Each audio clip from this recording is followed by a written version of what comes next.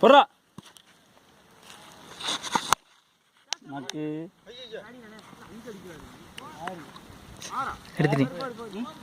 6 அது.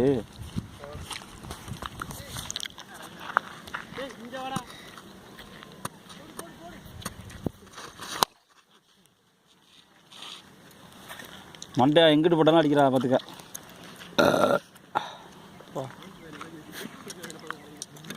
வீட்டில் பச்சி சாப்பிட்டேன். பூராடி கல்லை விட்டு எரிஞ்சு விடுங்க சாமி. இது என்னது? நான் வைக்கணும்.